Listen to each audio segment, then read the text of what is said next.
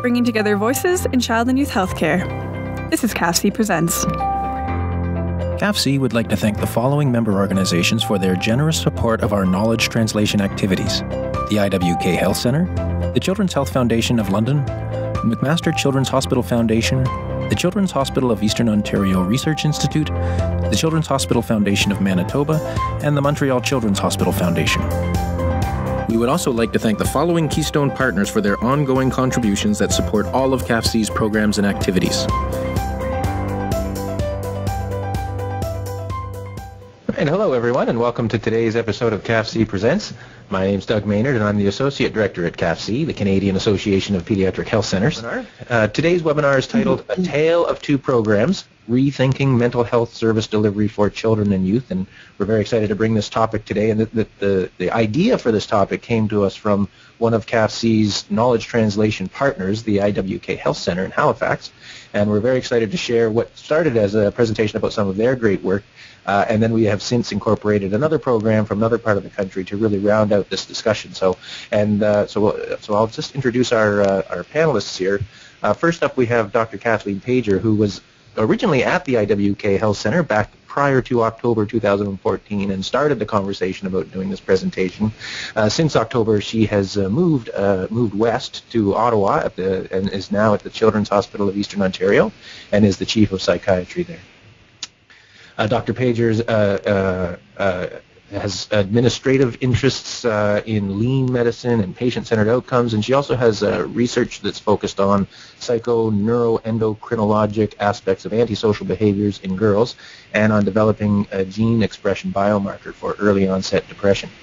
And joining Dr. Pager, Sharon Clark, who's still at the IWK, did not get dragged to Ottawa with Dr. Pager. Sharon is a psychologist at the IWK Health Centre, and her primary role is to be the advanced practice leader within the mental health and addictions program. And she has been providing the clinical leadership in the implementation of the choice and partnership approach at the IWK. The choice and partnership approach we will probably refer to as CAPA. And then following their presentation, we'll be heading west to some colleagues from a program in Saskatchewan, and we will hear from Leah Tatro and Maureen Kachor, two registered social workers from Saskatchewan. Leah is a social worker in the area of children's mental health since 2001 and has worked in the UK, Australia, Alberta, and Saskatchewan, providing assessment and therapeutic interventions in both rural and urban centres to children and youth and families. And her colleague Maureen Kachor, also 25 years of experience in the field of mental health and addictions, working in a variety of roles in leadership, supervisory, and clinical roles, and is the manager with the Mental Health and Addictions Program at the Saskatoon Health Region. So it's a real pleasure to bring this great panel to the CAFC Presents stage. And first off, we'll hand the virtual podium over to Dr. Pager, who's from Halifax, but now in Ottawa at CHEO to start things off. So over to you, Dr. Pager. Thanks very much, Doug, and thanks to all of you who have joined us this morning. We hope that you will leave with a lot of new and exciting ideas from both institutions. So the title of our talk is Integrating Push and Pull, and we'll explain what that is as we go along. And we're specifically going to talk about, Dr. Clark and I are going to talk about using the choice and partnership approach in the IWK Mental Health and Addictions Program. So this is a quotation from one of the founders of CAPA, and you can see that it is very, very clear that you don't have to have a waiting list. And one of the key features about the CAPA principles and the CAPA perspective is that we need to really change the way we do care. Assessment and treatment, of course, are important pillars of care. But those words and the practice that's grown up over the years is actually talking about doing something from a care provider's perspective to a passive person, which is a passive patient or the family. And one of the hallmark principles of CAPA is that we can eliminate wait lists in part by empowering people to be partners with us and actually helping them care for their own mental health. So the first thing we're going to talk about is the problem that we, and I say we because I was at the IWK and obviously Dr. Clark is still there. So the problem that we at the IWK Mental Health and Addictions Program faced up until summer of 2011, which fortunately all that was defined before I came. So I was lucky to just walk into a very, very nice summary of what was wrong. The wait list was over 1,300 kids for ambulatory services, and the wait times were anywhere from 18 to 24 months. You can imagine the IWK Mental Health and Addictions Program provides, amongst other things, tertiary care services for severely ill kids. And so you can imagine if those kids comprised some of the 1,300, that we were really doing a disservice. While the rest of the kids who may not have been so severe when they started out were very severe by the time they finished waiting 18 to 24 months. In addition, we had very stressed clinicians, and we had 54% of our budget spent on 6% of our kids. So what did we actually do about it? Well, in August 2011, a transformation was begun. And basically, a strategic plan, which was really elegantly done, was written for the next 5 years.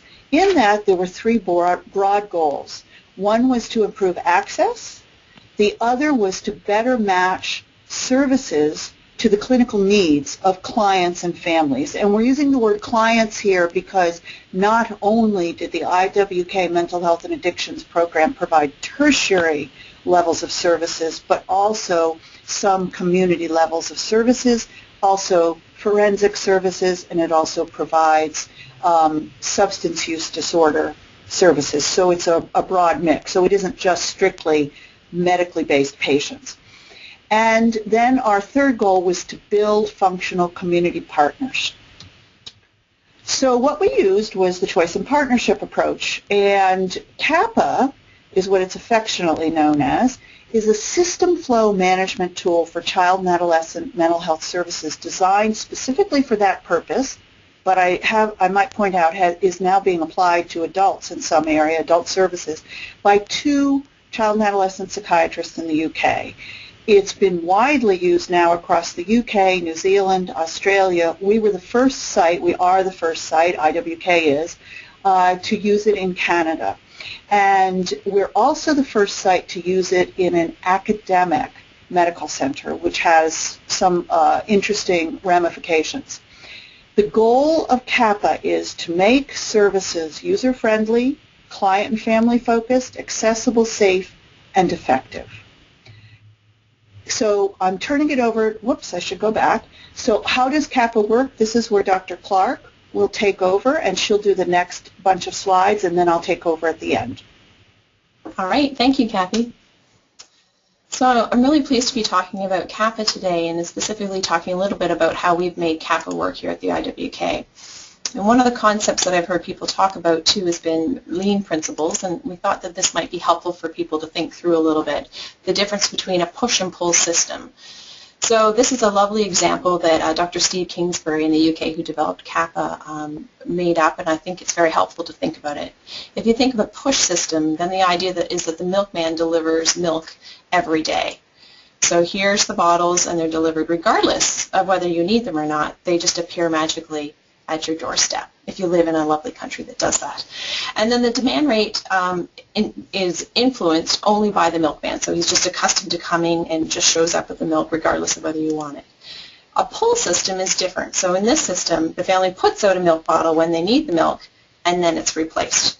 And I want you to continue to sort of think about those concepts, because that's a lot of what the CAPA model is based on, is the idea that what we do comes from what the family is saying that they need. And so we're looking at the rate, essentially, of the choices that they're offered and the choices that they want to pick up on being influenced by the family primarily. CAP is also based on the concepts of demand and capacity, which I'm sure many people are familiar with. But this was a really helpful switch for us, and still a fundamental way in which we're starting to really think in different ways. So the idea that demand is that each referral is a request for service, and more than just who is that person, but what is it that they're going to require, and what is the time allotment that might be needed for that request. And then in order to match the demand, we talk about capacity. And capacity we can think of in terms of hours, but it's much more complicated than that, as we know that people are more complicated. So we also need to think about what are the skills that are required and the resources that a system needs in order to deliver those skills to the family to match that demand. We also need to think about what the skill base is, thinking about our demand coming through the door. So we need to make sure that we have clinicians and physicians who have a broad skill set to be able to meet the demand that's coming through. And that demand also needs to be really informing what the clinical education and priorities are for a system in order to best meet what's coming through the door. So we need to think about capacity being beyond just the number of clinical staff, but also the number of hours that are required to meet the demand. And there's also many other factors that we can think about that influence capacity along the way. So this has been a really helpful shift for us. So this is an image of what a job plan could look like. So at the IWK, we have 3 outpatient community mental health teams. And on those teams is a combination of different skill sets, different disciplines. So we have psychologists, social workers, OTs, youth care workers, psychiatry co-leads, a real mix of administrative people. And essentially, I think about a job planning as being a visual image of how we're going to spend our time over the next 3 months. And that is influenced by the demand. So we look at our demand coming through our door, which influences the number of appointments that we need to have to meet that demand, and the follow-up rate. So we talk about choice as being our first contact. So you'll see there's a choice appointment in block in that job plan, and also a rate of partnership. And partnership is our follow-up work. On our teams, we might offer groups. People have admin time that's built into their job plan related to the different aspects they do. There's also a specific block for this versus just a sample job plan for someone, maybe that they do cognitive assessments. So I think about it as a team being all of our people on our team have a certain amount of time. We pool it together and as a group decide where does our time need to go to meet the demand. So we've got our clinical capacity and we have our demand. How do we make those two things fit? So job planning there's an art and a science to it, but it's been a really great way to have some really open and transparent conversations about where people's time's going and really conversations about where do we want to invest our time is how I think. So in the job plan, you saw a little box saying choice, and choice is a really, it's a philosophical underpinning, I think, of CAPA because it's all about how do we engage people in their own, the work that they're doing, and the idea that, as we saw around the pull system, that people are making choices about what are those aspects of treatment that they're interested in and need based on their clinical presentation to make things different in their lives. So the choice appointment is something that gets booked through our central referral system, and our outpatient clients are seen first in a choice appointment. And in that appointment, it's an opportunity for a clinician to meet with the family, so we really encourage all family members to attend this first appointment. And we're using our clinical skills as clinicians to really develop an understanding of what it is that brought them in the door, how are things going right now, and through that whole conversation, understanding the risk level, symptom presentations, and develop a real formulation of what's happening. And that formulation influences what the next steps are, what the treatment goals are going to be that we develop with the family, what are they prepared to do at this point in time, what's their priority. And based on the treatment goals, we then go to match with methods. So that at the end of the day, or at the end of that appointment, the family and the clinician have come together to have a plan about what happens next. And we're really trying to think about the opportunity for some people that choice may be enough. There's times when families come through the door and they're seeking reassurance about the presentation of their child, and that conversation can be enough to say, you know what, this is something we would expect, or have you tried these things? We're always thinking about different tasks or homeworks or experiments that families can do on their own, so they're owning that. It may be that they're coming back to the IWK for a treatment because we've got something that matches that's a good fit for them. Or it could be that we're also thinking about partnerships and other agencies or community providers that have something that actually is a better fit and they may not know about it. So CAP has really asked us to think much more strongly about the partnerships we have with our community members. The difference between a choice appointment and what we would typically think of as a first intake assessment is that the choice is intended to be a much more engaging thing. It's not a passive thing, not a series of questions that are asked at people and then they just respond. It's really about how we come up with a plan that fits for them, that matches what they're able to do, and that they're happy with too. After the choice, for those that are coming back into our system, most people would go down and be booked for a core partnership appointment, which we would be providing for most people for most things, and it incorporates most kinds of treatments. I tend to think about it as our big 3-lane highway. We want to have most people going through there. We think about here is that the treatment goals that were defined in choice get carried through into partnership. The partnership clinician is picking that up. I also often use the metaphor that Stephen and the developers of CAPA use around getting on the bus with a family. And so the bus ride has started. The families are the ones that are in the driver's seat with that. And as clinicians come on, we need to join with them where they are, not take the bus back to restart. So partnership is a continuation of that conversation that had happened in choice, where we're doing much more treatment-based goals at that point. We're using evidence-based treatments for a wide variety of problems or clinical presentations. And for us right now, we have a mix of individual treatments and also group care. The CAPA model suggests that the average number of sessions in an outpatient setting is 7.5, and we've been still playing around with that with our own math and actively looking at that around in a much more transparent and clear way around what do particular treatments take, how often do people come. I mean, the 7.5 can cause lots of fear and anxiety for people when they initially see it, but you have to think of that as the full range of people who may come for a few sessions and taking into account those that are coming for longer times. We also have a concept called specific partnership. So if you think about lean and flow through treatments, you want to make sure that you have the right people in the right place doing the right things at the right time. So that means that while most people can be treated in a core partnership things, there's also times when we need a particular technique or a skill set for a symptom problem or things, something like a diagnostic assessment or cognitive assessment, which requires a different clinical skill set. And we want to make sure we have enough of that in the right place. So that's called a specific partnership. And in people's job plans, depending on their skill set, we would set aside time for that. However, we really want to make sure that most of our time is in core, because if you have a weak core, then you're going to end up having siloed and lots of people taking off-ramps, essentially, instead of sticking with the flow. We have created specific clinics in order to really develop our clinical capacity. So as we were talking about, if you think of the capacity slide earlier, we needed to have a better sense of who's coming through our door to know that we've got enough people that can do that kind of work. So the concept of specific clinic is something we worked at with the guidance of Ann and Steve around which sort of skill set or which clinical presentation needs a particular thing. So we have an OCD, for instance, specific clinic where kids that would be the most severe would be seen by them, but the clinicians in the specific clinic for a certain period of their job plans are also supporting the clinicians in the community clinics to build their capacity. If everything gets siloed off into a particular area, then we weaken the core skill set, and we really are always looking at how we're going to strengthen our teams to be able to manage most things. So these are examples of different clinics that we have. Part of the process, of course, is that we also need to let go of people. So CAPA and letting go means letting them go back into their communities, exiting, discharge, all that kind of language. I love the idea of letting go, though. It's sort of like we've done a piece of work together and now we're going to let you back into your community to do your thing. So it's really about empowering.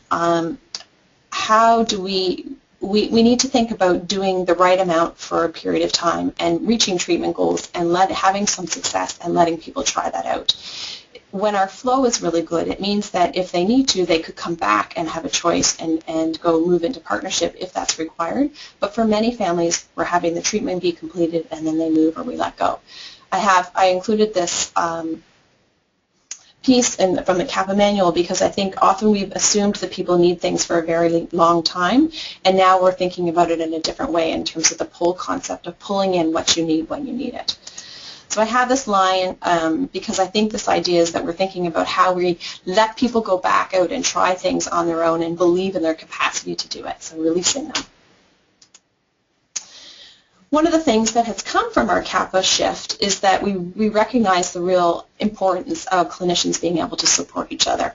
And that happens in our outpatient teams during our weekly, we have Wednesday morning meetings where we do some operational business for about an hour, and then we shift into smaller groups where we talk about our choice appointments that we've done that week, to talk about flow, to talk about ensuring that there's common treatment paths that are being followed. And it's supporting people in developing their skill set, because we have a wide range of people with different expertise on our teams. And then we also have partnership groups where people come, those clinicians are in smaller groups and they discuss their partnership cases, talking about challenges they may have in treatment, but also ways to build their capacity through that. So that really has created a sense of an ongoing learning culture, so it helps us identify areas that we need more training in. And it also helps us recognize strengths that many of us have that might be to help our fellow clinicians on our teams. It's been a really exciting shift to see clinicians embrace this opportunity and how much they value that. And that really has come with Kappa. We didn't do this kind of a model before. So how are we doing so far in our implementation? You'll see on the left-hand side of your screen that early on we had long wait times. And then over our shift, we did a big blitz leading into the spring of 2012, and our wait times dropped quite significantly at that point. And we've been able to keep them down and dropping a little bit lower, so over into the 2014-2015 period. So we're really pleased at the drop that's happened in waits, and we would like it to get shorter so that we're seeing people for choice within 4 weeks. That's what the model suggests, and that's our goal. The interesting thing is that as the developers of the program predicted, is that once you start Kappa, you often see that, in fact, more people start coming through your doors. So if you think back to the earlier slides that Kathy presented where people were waiting for a very long time, our perception is that people stopped referring to our system. But once they heard that you could get in faster, we actually have had a bump in referral rates.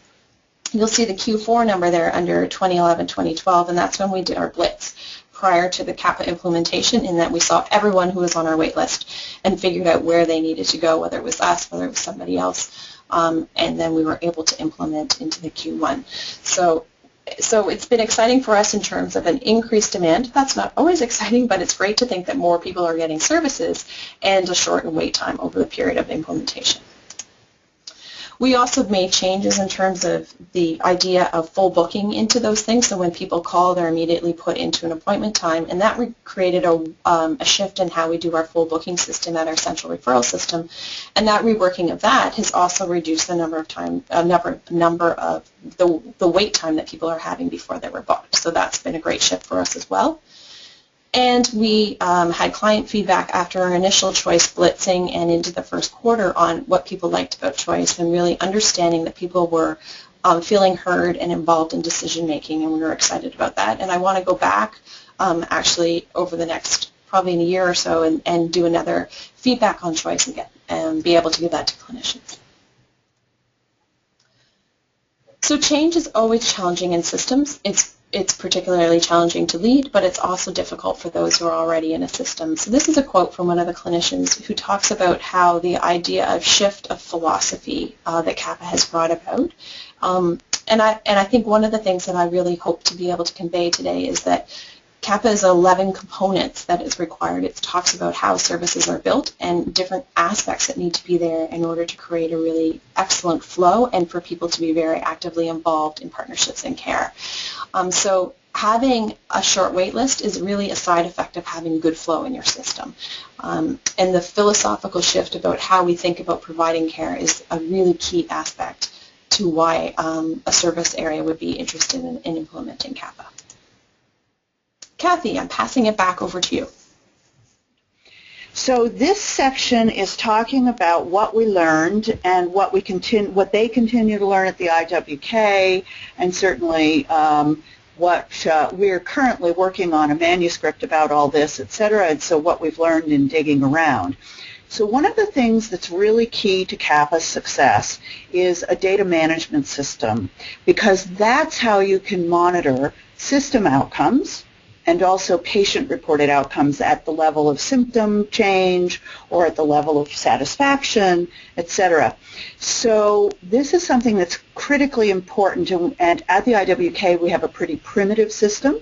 So if you were going to institute CAPA, I would say that this is one of the things you should absolutely think about instituting first, is a way to actually track what's happening to whom and what the outcomes are.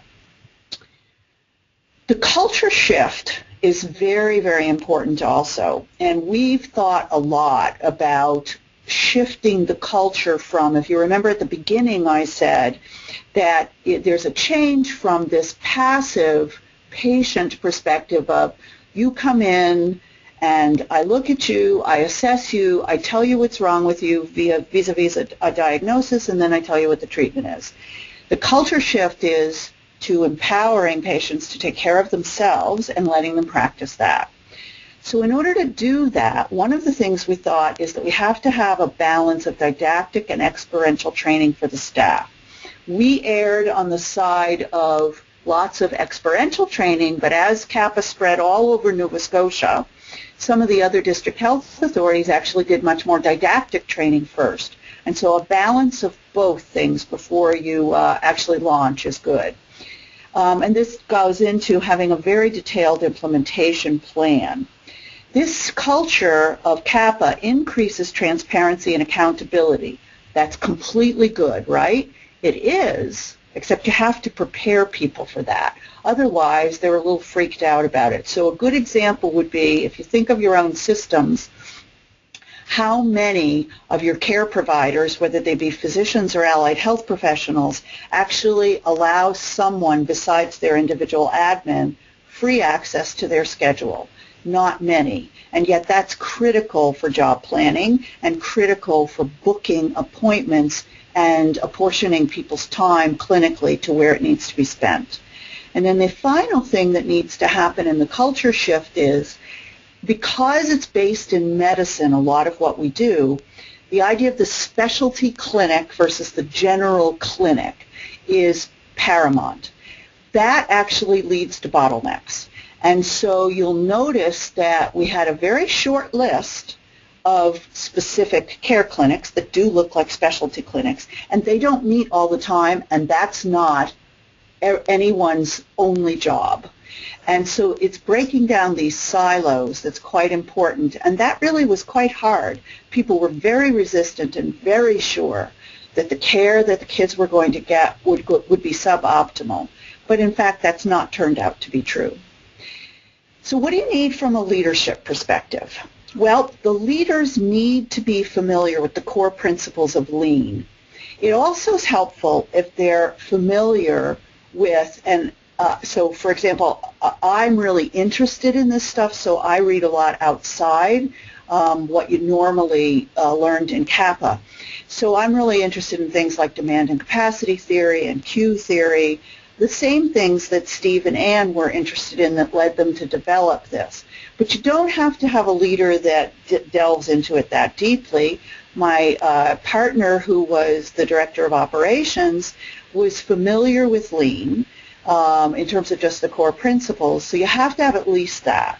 You also have to really have leaders who value methods for delivering efficient care, because it doesn't look like regular medically based care. So they have to believe in the values and they have to have faith. They also need to embrace CAPA as a philosophy of care. Again, patient in the centered, pulling rather than pushing. All of these are radically different. And the biggest thing in leadership that I think we discovered is that implementation needs to be carried out by trained leadership and management team, not by one or two people who are zealots, because then you do not have enough leadership capacity or management capacity to make it fly. And the final thing that we learned, I would say, is that resource redistribution is a critical part of most of the implementation of CAPA. Because as you remember, we said that 54% of our resources were being used by 6% of our patient population. That's not unusual, but that can't be the case if you want sustainable, efficient care. So instead of distributing resources based on a theoretical model, it needs to be distributed based on demand and capacity data, as well as HR complements need to be based on patients' clinical profiles. And you need to be flexible or agile enough that each quarter, so Sharon spends time each quarter analyzing what has happened the quarter before, and then you have to be flexible enough to adjust. So that meant things like, just to give you an example, when an allied health professional comes to work for the IWK Mental Health and Addictions team, program rather, they no longer are coming to work for the mood and anxiety team or service. They come to work for the program, which means that we give them plenty of skills so that they can be moved around as the patient demand requires. And the final slide is, here are some resources. All of the CAPA ideas, it's Dr. Steve Kingsbury and York, and there is a CAPA website which is excellent. And there's also a book, The Choice and Partnership Approach. And just to let those of you who know who are more academically inclined, there have been a couple of published evaluations of the CAPA implementation in various places. Until very recently, that is just this month, those were all audits, so they were uncontrolled and they basically interviewed care providers, etc. There's a recent one that's just been published that went a little further, had a control agency that didn't implement CAPA, and has also demonstrated, like the audits did, a lot of success. And as I said, there are several of us, including Dr. Clark and myself, who are currently working on a descriptive evaluation of what the IWK experienced with CAPA. And now we are open for questions. All right, thank you very much. We did have a question that came in during Sharon's portion of the presentation when she was describing the choice appointment phase. And Paul is asking, should the other agency be part of this choice appointment phase, and was this considered, and if not, why not? That's a really interesting question. I think that we are still, in some ways, early days in terms of developing our partnership with other areas. And for a long time, the IWK has kind of held on to a lot of resources. So we really need to understand what the community capacity is in other places. People often contact the IWK because they want to be seen at the IWK. So I love that idea of what you're sort of saying is how can you network better with partner agencies. And I think we are certainly working in that way in terms of developing better relationships and also asking tougher questions around what it is that we should be doing versus what we could be doing, and how do we best understand the skills and capacities within the community so that we're recognizing those too. So we if it made sense, so I can say that recently, for instance, in choice appointments, if a child is in care, for instance, then we would be including the Department of Community Services. They would be part of that, so we could have a conversation about treatment match to what we can offer versus other areas, in collaboration with other areas, not versus. But we haven't reached the extension where we would necessarily be pulling other partner agencies into the choice appointment. Thomas Maxwell, please return to MRI urgently. In part because when we come into the choice appointment, we actually need to be curious about what it is that the family is interested in, and we don't make assumptions about what it is that they want prior to having that conversation. So if they were involved with another agency, it would certainly make sense to have them be part of that conversation, but often within the choice we're thinking about what next. Allison has asked, how has the development of partnerships with community partners gone, and has the implementation of CAPA had any impact on their wait times? Also a very nice question. The community partnership piece, I would say we had been done sort of in a piecemeal before we launched into the strategic plan, which Kathy made reference to prior to implementing CAPA. And in that we were recognizing that we needed to develop stronger partnerships with community agencies. We now have a community resource fair essentially, so all of our outpatient clinicians come together and different community agencies are in a big room at the IWK, and we go around and we get to develop some relationships there. I don't know about wait times in other agencies because, in fact, we often provide most of the primary mental health care, so it's more about how we are going to be networking more with other areas. But again, great questions. I feel like this is early days for us still around the partnership development, and likely we should have done that earlier, and we're sort of learning as we're going along where other resources are. I was just saying we did have one more comment come in, and I'll just share that comment, and then we'll move out to Saskatoon for the next part of the presentation. Shauna says, I think this highlights that fixing your own house is a critical first step before you can really and successfully move to engaging with community partners and make those relationships successful. Yeah, and I would love to echo that because I felt like we had a whole lot of work to do first to be able to do the work that we were supposed to be doing, and now I feel like we're ready to have more active conversations about partnership. And even in talking with Dr. Ann York about that, she was highlighting even how understanding who's doing what where, and that's a committee that I'm on now related to the education system and also public health, to ensure that the kids are going to the right place. They don't need to wait for us if they can get services on other locations, and we want to know about that so we can really capitalize and create a stronger network. So yes, we need to have our house in order to be able to develop good partnerships. All right, thank you. And if you do have any other questions for Sharon or Dr. Pager, feel free to type those in. We'll get to those at the end. But for now, we're going to head out west and hear from Leah and Maureen. Over to you guys. Hi there.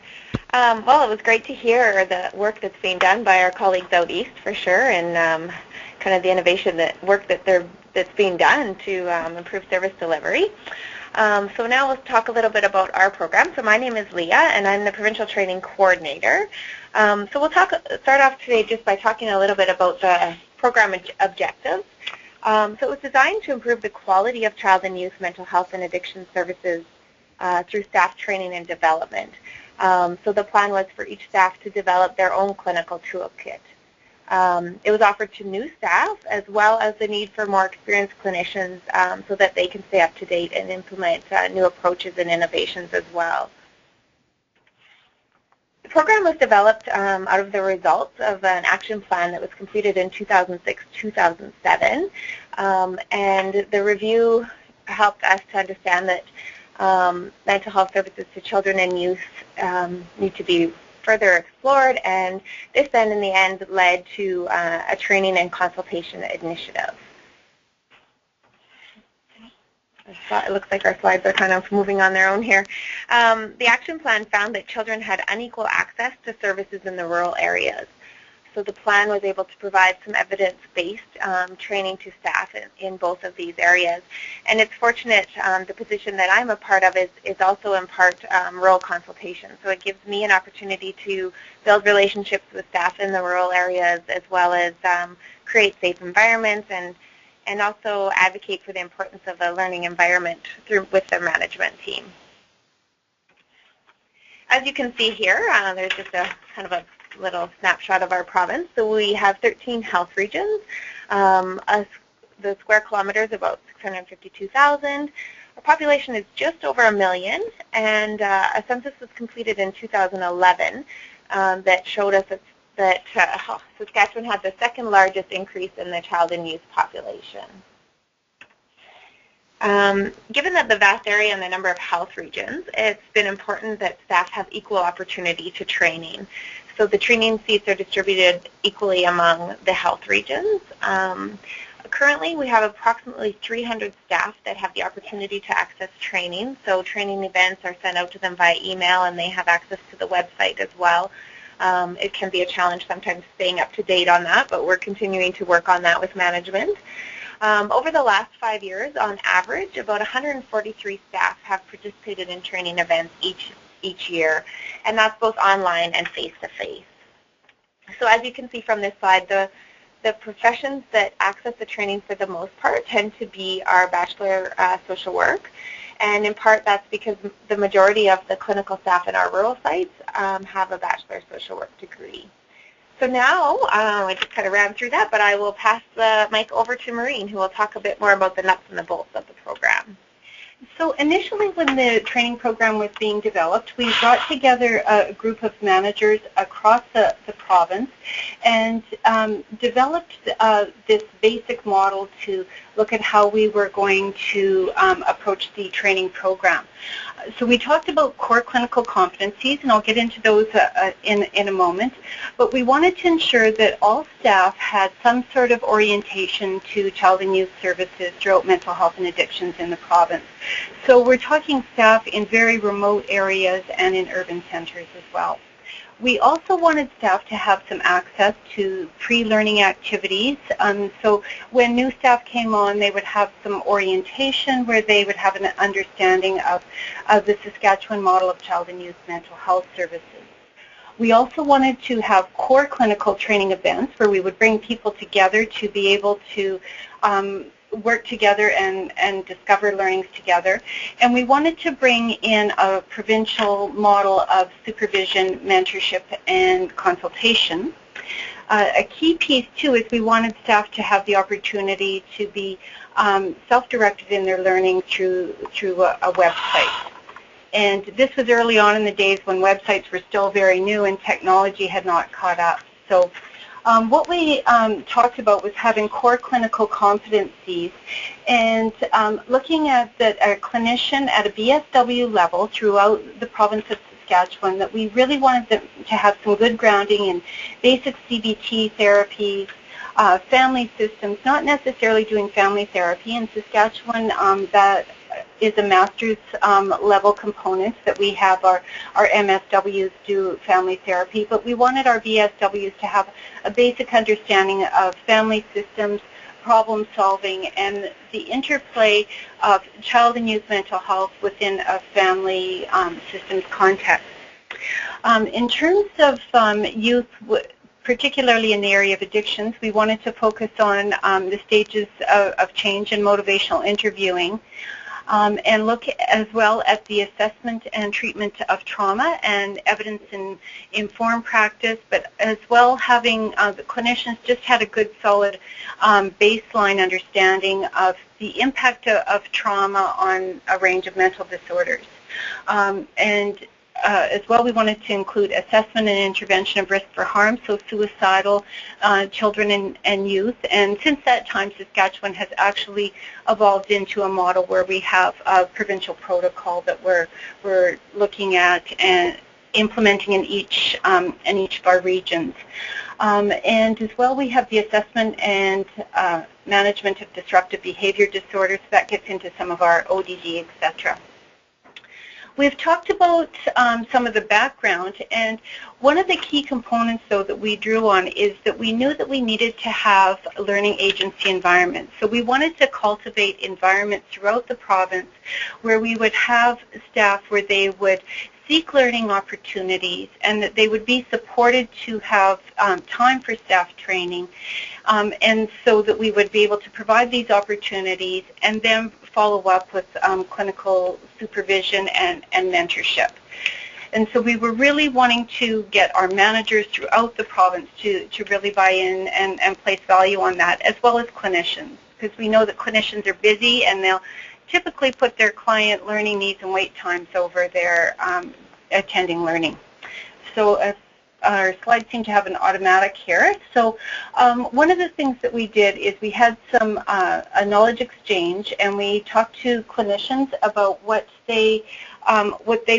how they learn and how they acquire new knowledge. And one of the things that the clinicians really valued is having discussions with colleagues after events and having the opportunity to discuss on their clinical teams. And one of the challenges of discussions in clinical teams, of course, is in rural environments. Clinical teams had to come together via the telephone or through monthly meetings. And you'll see that there was actually a low value on supervision for accessing knowledge. So that was very interesting for us when we were looking at training. So I've spoken to this already, that managed support is critical, and so sometimes we talk. What we did is we talked to staff and we said, "Is your manager or director supportive?" And here's some of the results that we discovered: is that 58% said yes. Generally, there was good support from their manager and director.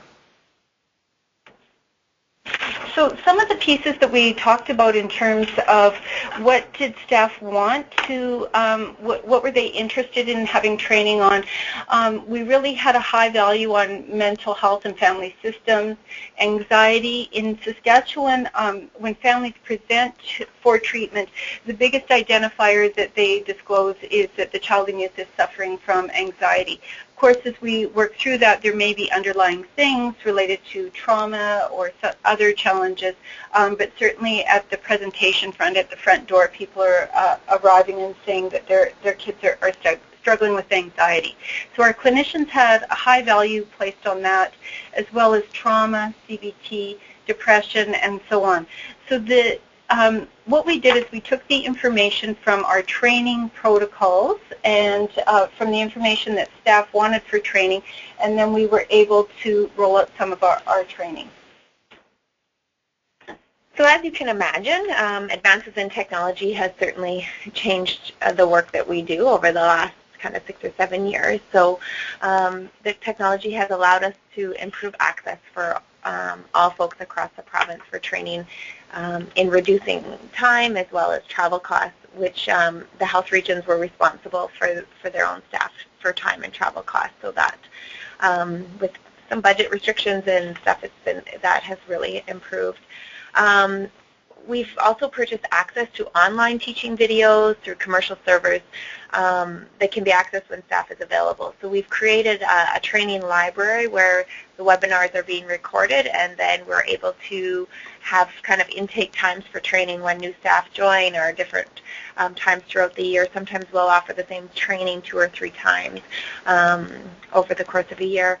Our online registration system allows for people to register for our trainings through the website. And it's also given us the opportunity to have both national and international level of training and consultation that we can use through our Adobe system. There again, the Adobe system allows us to have the clinicians in their office and connect directly with it. And lastly, we have distributed webcams as well, which has been helpful for consultation. Here's just a snapshot of our website. And although information is provided on there, the training is listed on there, we find that for the most part, people are using it more so to register for training as opposed to access the information. We're hoping that that will evolve over time, and we're kind of looking at ways to kind of tap into some of our own resources in the province and have clinicians put up little kind of videos of some information based on different courses. So we'll see how that goes over time. One of the things that we focused on was how we were going to implement evidence-based knowledge into clinicians' practice. We know that the science of implementation tells us that people require coaching and support. Once they go to trainings, that the binder, the information goes back on the shelf, and they may implement some pieces of it. But if we wanted to implement with fidelity, we knew that we needed to introduce the idea of coaching and support. So one of the things that we did is we tried this initially with our trauma-focused CBT module. And we drew on the information that according to a 1997 study that we would only increase productivity and implementation by 28% if we had if we didn't support staff once they came back to their environments with coaching. So we really place high value on the coaching, and so with our trauma-focused CBT, we partnered with the Kemp Institute in Colorado. They sent a trainer up. We brought staff together, had a 2-day training where they were able to practiced the knowledge. And then we went back to our environment. Staff each received a webcam, and we had group time where there was a pre-scheduled weekly follow-up consultation where staff could come online either on the phone or via webcam and have access to talk with an expert clinician in Colorado about their specific case. And so we were so excited about this in Saskatchewan that we could actually have expert ongoing consultation where staff could really say, here's my case and here's my situation.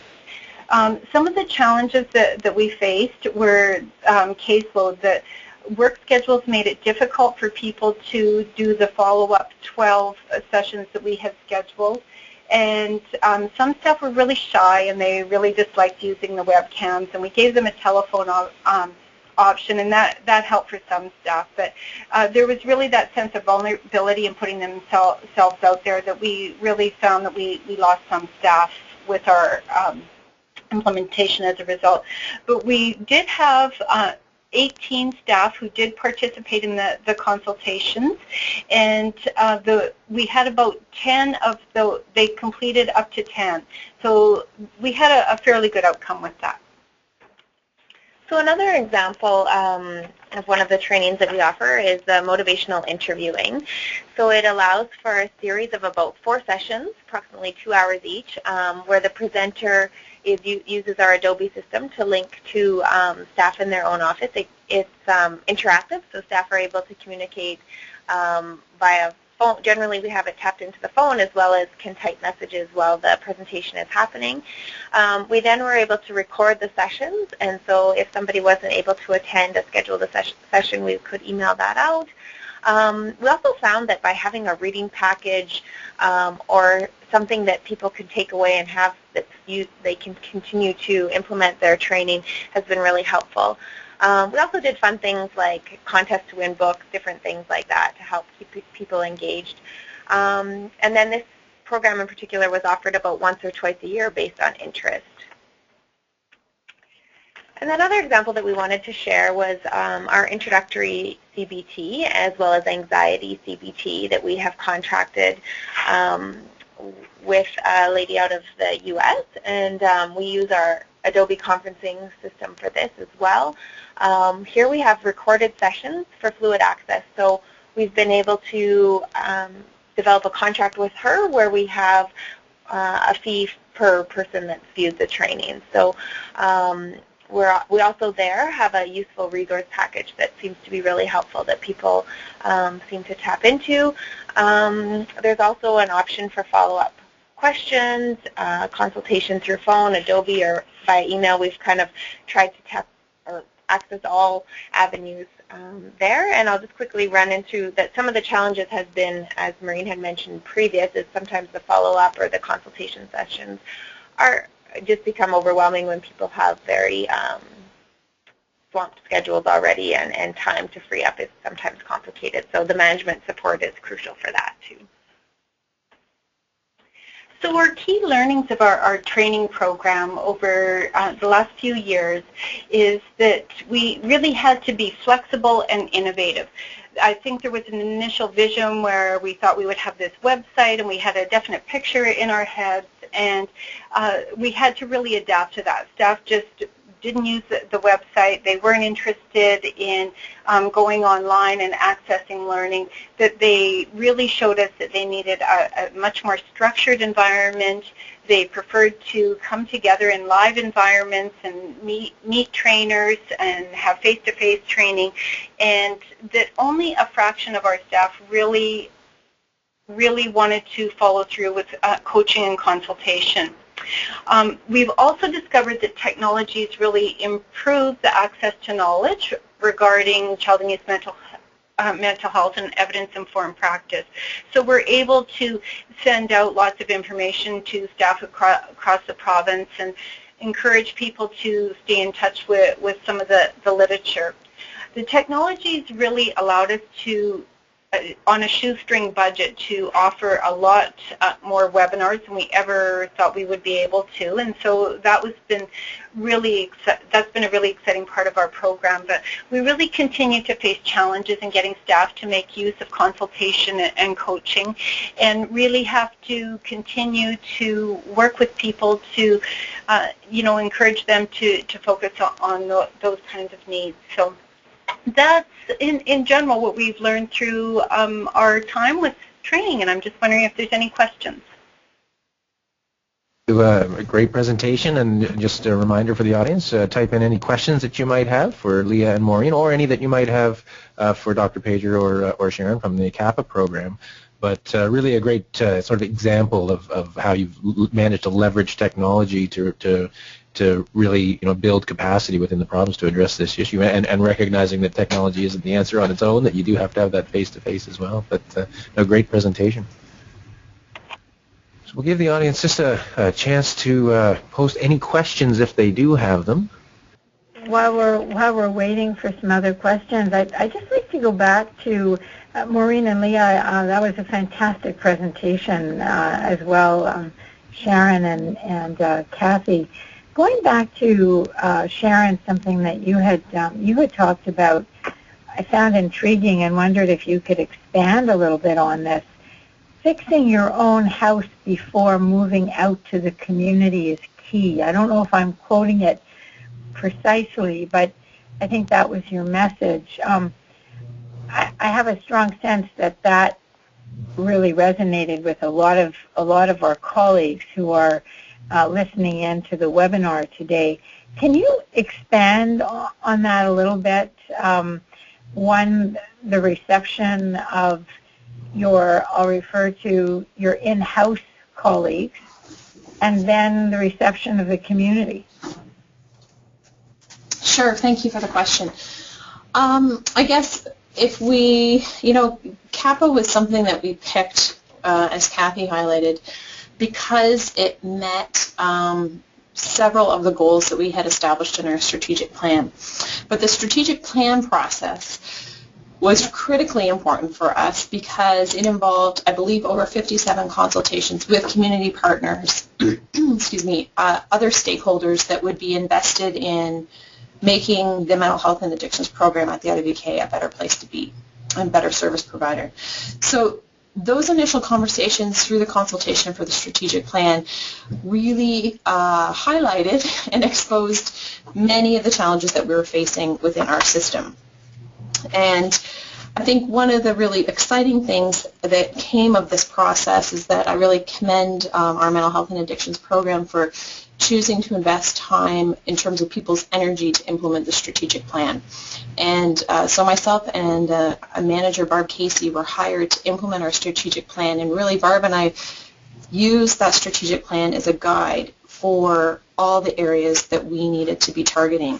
And much of that is about, one is health prevention and promotion, evaluating our practice, research, enhanced, efficient, effective, enhanced service delivery. So all of those things meant that we had to fix what we were doing in order for people to have trust and faith in us as a system.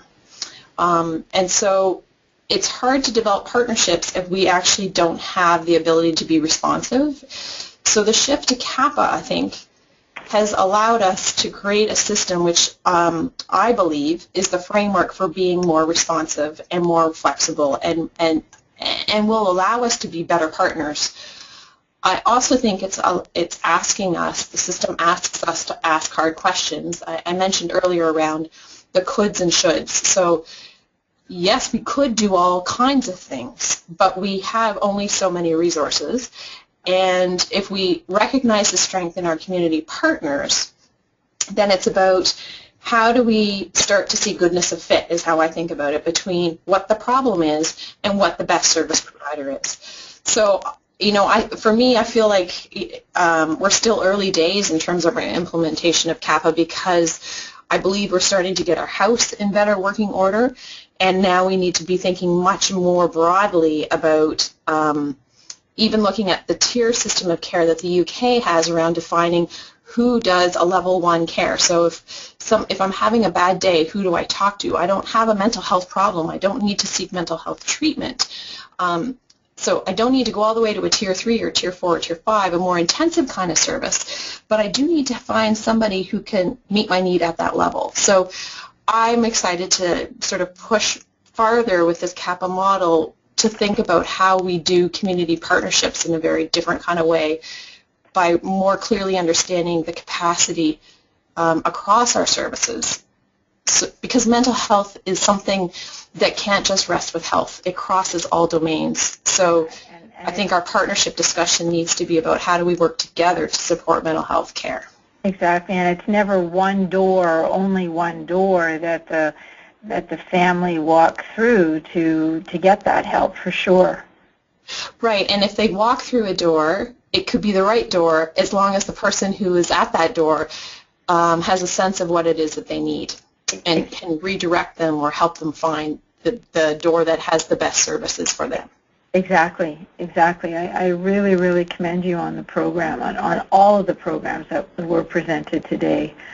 And to see the results that you're getting in terms of your wait times reductions is really outstanding. Your wait time reductions and the increase in referrals. Yeah, it's kind of been an exciting an exciting time to be here. Lots of opportunities to do good work is what I like to think, but sure. Yeah. I just wanted to share a comment from Shauna that was for Maureen and Leah. She was just saying how outstanding the presentation was and great for sharing of how you systematically continue to use good questions and how this directed your actions and great use of data and information. So she just wanted to share that comment. We don't have any other questions, so perhaps we'll just hand over to our presenters for some final closing comments, if there's any final comments you wanted to share with us. And maybe we can start with Sharon and Dr. Pager from the CAPA program. Sharon, do you want to go first, or do you want me to? Oh, doesn't matter to me, Kathy. You lead. Okay. I just want to say to the attendees that implementing CAPA and trying to measure whether we're doing a good job and then trying to adapt to what we learn from that measurement has been an absolutely thrilling experience. It really has been well received by patients and families, and what we didn't say here, except I alluded to, is really important for those of you listening to understand, and that is that it was so successful, even though it was early days, as Sharon keeps pointing out very humbly, it was so successful in the Halifax regional area, although we have some mandates for provincial and Maritimes level services, but basically IWK serves the regional area around the city. It was so successful that the Nova Scotia Department of Health and Wellness actually mandated that CAPA be used in every single child and adolescent mental health facility throughout the province. And Sharon has really spearheaded that implementation province-wide.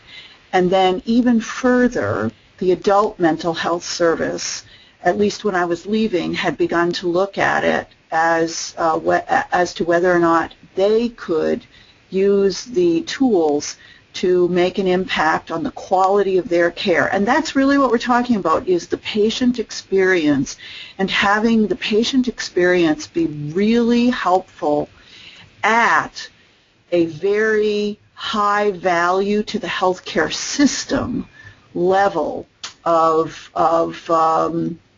intervention. So really, one of the slides that we had to cut out was basically talking about delivering the right care to the right people and having it delivered by the right people, so that we were doing value-added work in a very cost-effective way. And I just want to say that so far it's been, really a great learning experience, but also a really good change in the system in a very short period of time. And Sharon is being humble, but it really is in large part due to her, preoccupation with getting it right. And I guess my wrap-up would be is that I believe that CAPA has been so exciting and thrilling, as I love Kathy's language there, because it's asking us to think in a very different way about the work that we do. And so those questions are the ones that I have found so exciting and stimulating to be thinking about, because if we're saying all the time, is what I'm doing a value-added experience to this client and to this family in my partnership work with them, you ask a very different question rather than this is what we always do. So I feel like we're always a work in progress now, that flow is something that we're striving to achieve across our services, so that when someone comes into one area, clinicians know where they can pull in the resources to best meet the child and family's needs. So it doesn't mean that it's easy, but I believe it truly to be the right thing to do. And so as we go forward, the philosophy of care is the part that I really want to capture for people, that CAPA embraces in a way that lets us do our best work, I think. All right, so let's go over to Maureen and Leah for some closing final comments before we sign off. So this is Maureen here, and I just wanted to say I'm so excited hearing about CAPA, and I can hardly wait to go online and learn more about it. And what comes up for me hearing about the work that they're doing with CAPA and how that relates to the role of training and provider training and value added.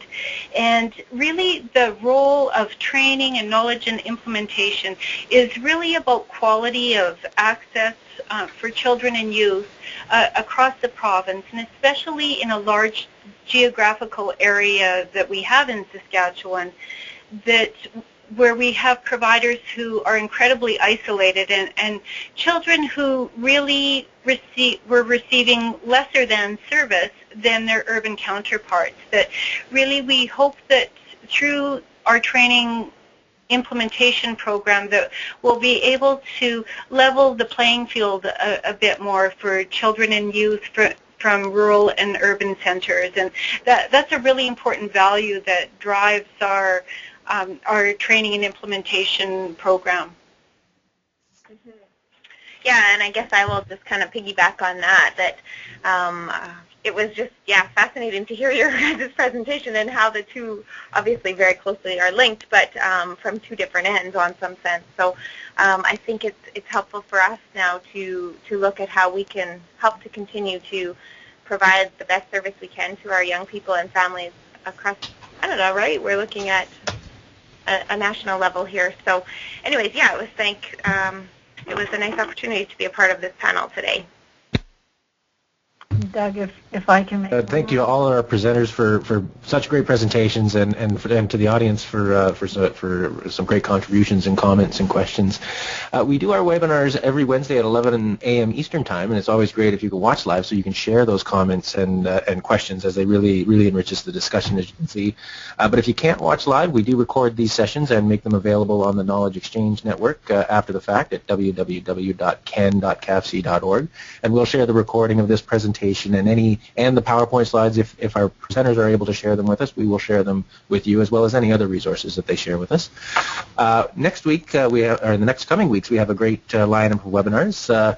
Next week we'll be taking a week off, as the CAFC Board of Directors has their annual retreat, so there will be no webinar next week, but we will be returning with a webinar on May 6th, and you are hearing this correctly. The webinar is titled Shit Happens, which is a parent-led initiative using social media in research.